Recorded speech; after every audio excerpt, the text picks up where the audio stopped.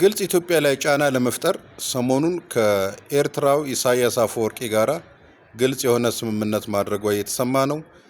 እንዲሁም ደግሞ ከጅቡቲ አንዳንድ ታላላቅ ባለስልጣናቶች ጋራም ስምምነት አድርጋለች ተብሏል።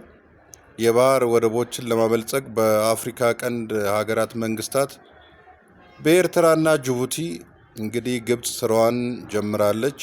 ዋና ዓላማዋም በአባይ ግድብ የተነሳ ኢትዮጵያ ላይ ከፍተኛ ጫና ለመፍጠር ታልሞ እንደሆነ የተለያዩ የዜና ምንጮች እየዘገቡት ይገኛሉ።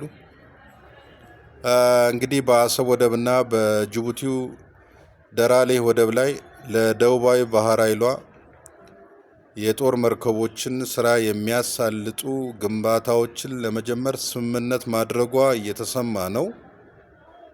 በገልፍ ኦፍ ኤደን ስትራቴጂክ የቀይ ባህር ወደብ ማስፋፋት ስምምነቷን ግብጽ ከኢሳያስ አፈወርቂ ጋር እና ከጅቡቲ አንዳንድ ባለስልጣናቶች ጋር የተፈራረመችው ይህቺው ፈርዖናዊቷ ግብጽ ለደቡባዊ ባህር ኃይሏ የሚያግዙ ስራዎችን የሚያከናውኑ አውዳሚ ሚሳይሎች፣ ሰርጓጅ መርከቦች፣ የጦር ጀቶችና ሄሊኮፕተሮችን የሚሸከሙ ግዙፍ መርከቦቿን ተመሻሽታ ስራቸውን የምታሳልጥባቸውን ወደቦች ለመገንባት እና ኢትዮጵያ ላይ ጫና ለመፍጠር ከዚያም ለረጅም ጊዜ ያቀደችውን የምኞቷን የሀሳቧን ለማድረግ ስምምነት ከኢሳያስ አፈወርቂ ጋር ፈጽማለች ተብሏል።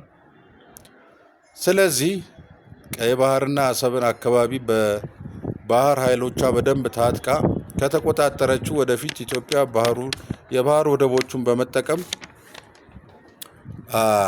ወደ ሀገር በምታስገባቸው የኢምፖርት ምርቶች እንዲሁም ከሀገር በምታስወጣቸው የኤክስፖርት ምርቶችን እንዳይንቀሳቀሱ አንዳንዴ እክልም ልትፈጥር ትችላለች። ፍላጎቷን ለማሳካት ከዛ ሆና ልትተኩስ አስባ ነው ማለት ነው።